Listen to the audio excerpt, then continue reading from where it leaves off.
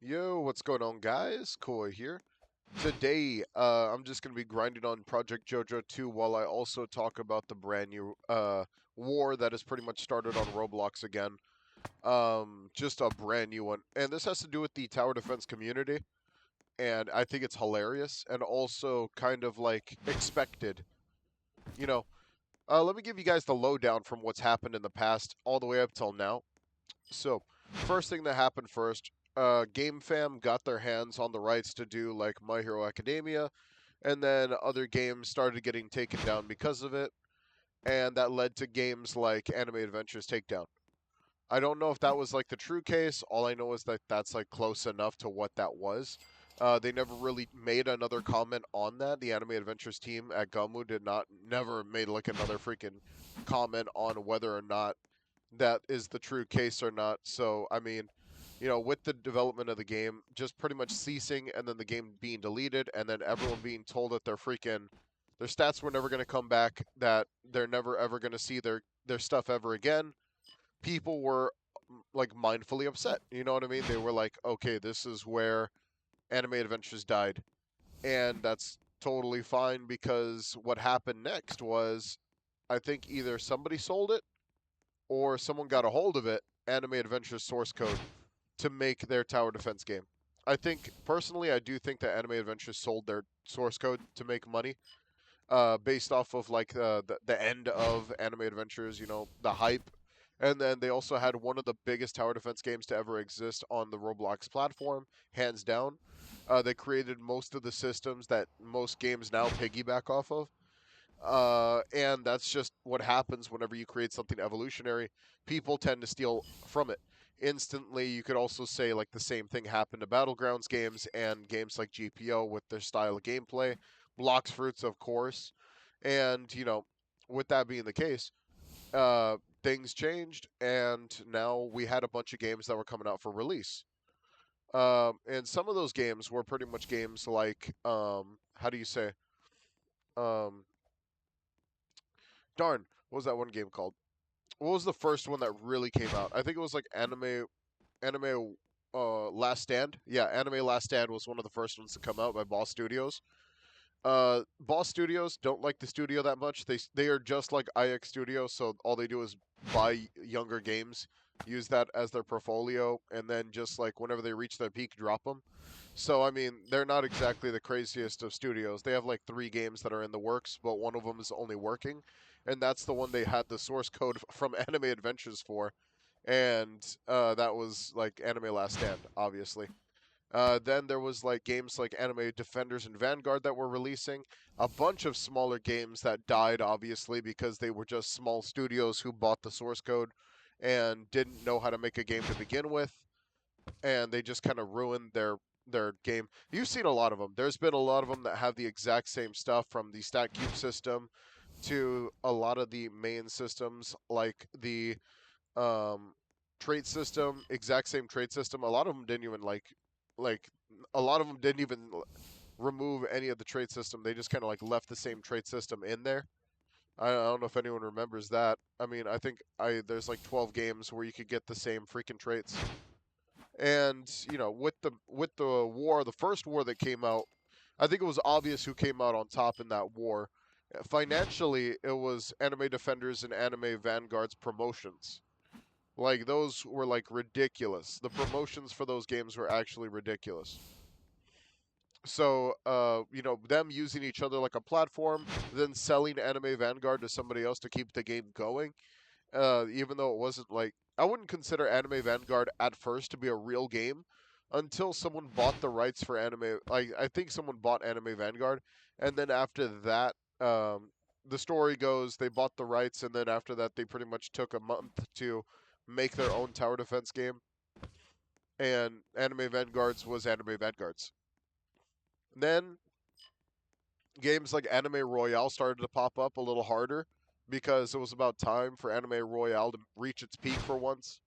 Um, and I think Anime Royale is one of those games that keeps it a little unique, at least, but honestly, they still have the same exact systems that other games already have.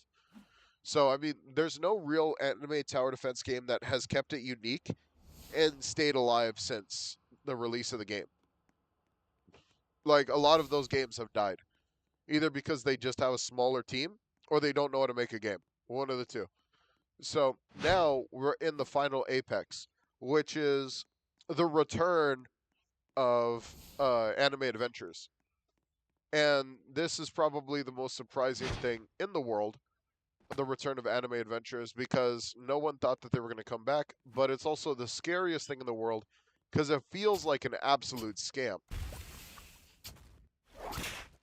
I don't know if anyone knows, but the whole reason why anime adventures pretty much had to get closed down to begin with was because they lost all the source code data and stuff like that. And when that happened, pretty much like no one's gonna ever be able to get their stuff back.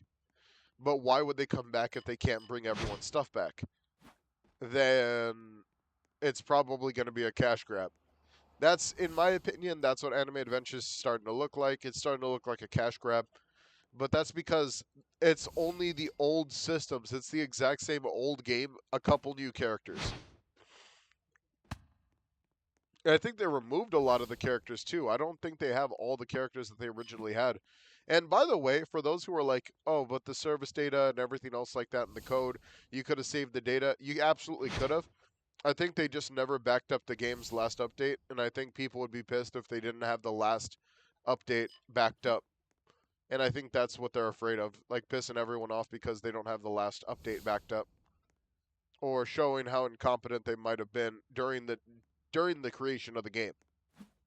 So yeah. With that being the case, though, I mean, Anime Adventures, Anime Vanguard's dying again because obviously they're in it for the money.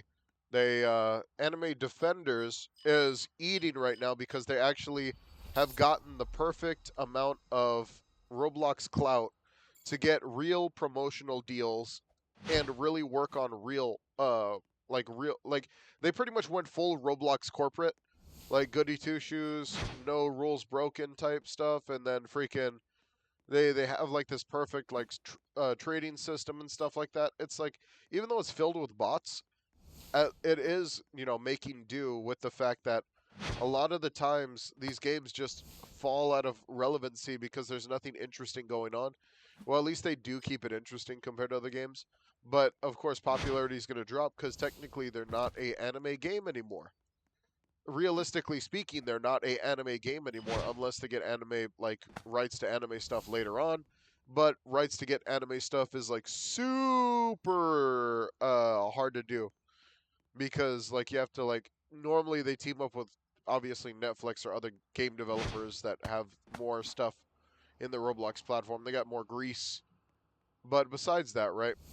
Freaking yeah. So Anime Adventures, Anime Royale is interesting me at the moment just due to the fact that um due to the fact that Anime Royale is kind of like up there whenever it comes down to like quality, I would say.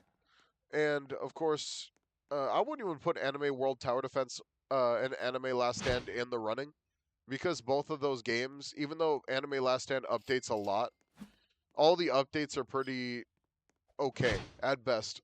Like they're not big, open, wide updates that people care about, like in Anime Reborn, where Anime Reborn's popping up too. It's more like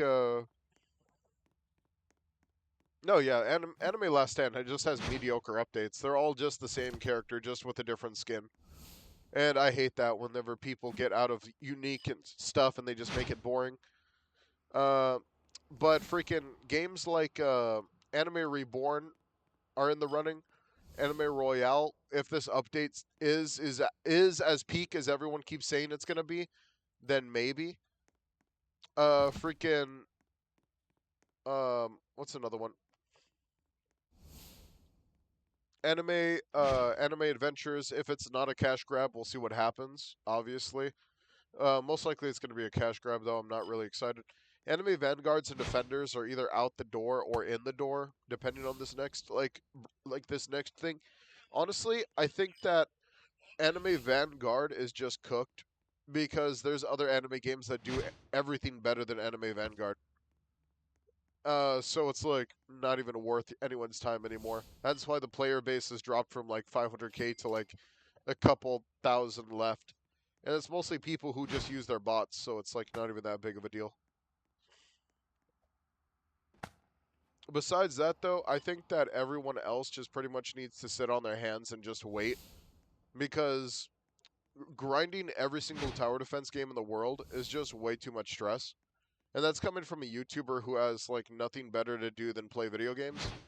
I still find it very stressful to like actually have to keep up with every single like game, including the ones that I'm working on, such as Project JoJo 2, which just like leads to me mostly struggling with time consistency and time constraints. And people are like, "Well, why didn't you get into Anime Vanguards, bro? Like freaking Anime Vanguards is peak."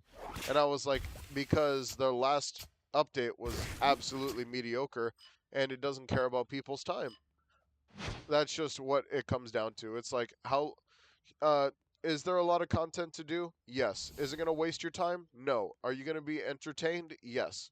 That's what you're aiming for. You don't want a time waster game that's not going to entertain you and waste your time and money. That's it. You want like as much content as possible too. And even if you beat the update in like even if you beat the update the first week, that is totally fine. Like there's other people that still need to beat the update in the first week and the second week. And then update. There you go. You got an update.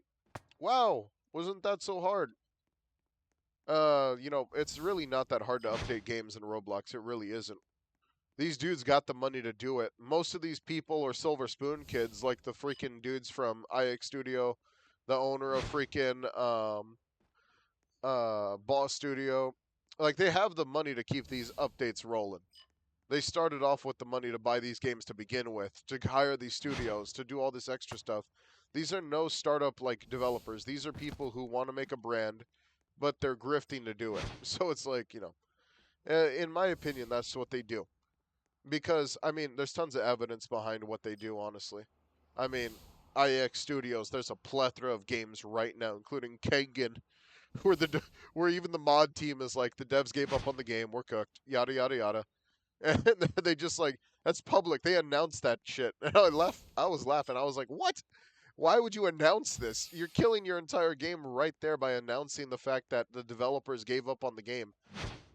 And then like obviously Anime Switch, freaking that stuff. I don't know, man. It's all up in the air. We'll see what happens. Honestly, I need to start making a game. Let's get a development studio together. Make a real indie project. Something that everyone will enjoy. That'll be fun. All right, I'll see you guys later. Take it easy. Peace out. Don't forget to like and subscribe. Hit that notification bell down below. I'll see you guys in a future video. Take it easy and peace out, dudes.